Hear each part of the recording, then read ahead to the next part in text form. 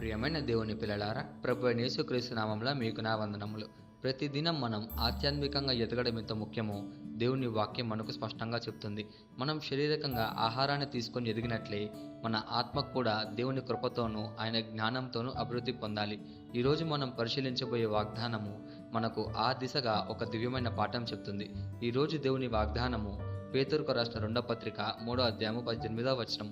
పేతురుకు రాసిన 2వ పత్రిక 3వ అధ్యాయం 18వ వచనం వాక్యం ఇలా ఉంది: మన ప్రభువును రక్షకుడైన యేసుక్రీస్తు అనుగ్రహించే కృపయందును జ్ఞానమందును అభివృద్ధి పొందుడి అని.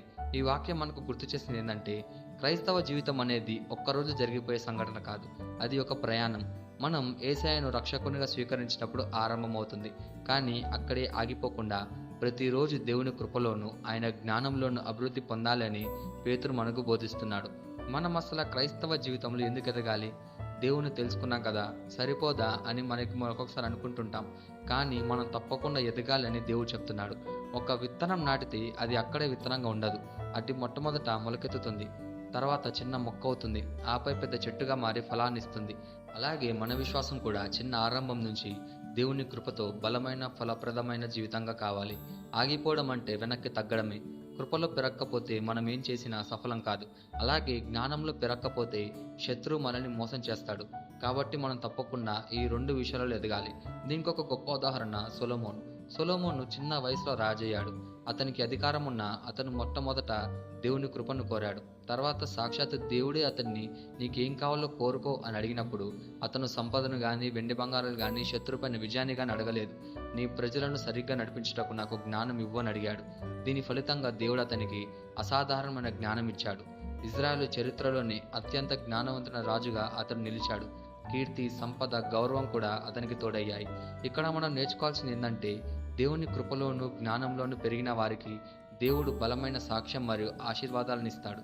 ఈ వాగ్దానాన్ని మన జీవితంకి ఎలా తీసుకోవాలంటే, మొట్టమొదటిగా ప్రతిదినం దేవుని కృపను అడగాలి. రెండోదిగా బైబిల్ వాక్యాలను లోతుగా గ్రహించి దానిని జీవితంలో అనుసరించాలి. మూడోదిగా సొలొమోను వలె భౌతికమైన వాటికంటే ఆత్మీయమైన వాటిని ముందుగా కోరాలి. నాలుగోదిగా విశ్వాసంలో ఆగిపోకుండా నిరంతరం ఎదగాలి. ఐదోదిగా దేవుని జ్ఞానం మనలో నిండి ఉంటే మన నిర్ణయాలు సరిగ్గా ఉంటాయి, మన జీవితం క్షేమంగా ఉంటుంది. కృపలో పెరుగుతున్న మనిషి లోకపు మోసాలకి అలాగే శత్రువు యుక్తికి పడిపోడు, భయపడడు. జ్ఞానంలో పెరుగుతున్న మనిషి కూడా దేవుని చిత్తాన్ని తెలుసుకొని సరైన నిర్ణయాలు తీసుకుంటాడు. చివరికి దేవుడు ఇలాంటి వారి జీవితాల ద్వారా తన నామానికి మహిమ తెచ్చుకుంటాడు. ఈ వాగ్దానాన్ని మనం స్వతంత్రించలాగున మనం ప్రార్థన చేద్దాం. మమ్మల్ని మిక్కిలిగా ప్రేమించిన ప్రియా పరలోకపు తండ్రి, నీకే కృతజ్ఞతాస్తుతులు వందనాలు చెల్లించుకుంటున్నాం ప్రభువా. ఈరోజు నీ వాగ్దానం ద్వారా మాతో మాట్లాడినందుకు నీకే ధన్యవాదాలు చెల్లించుకుంటున్నాం ప్రభువా. నీ కృపయందు నీ జ్ఞానమందు ప్రతిదినం ఎదగడానికి మాకు సహాయం చేయము ప్రభువా.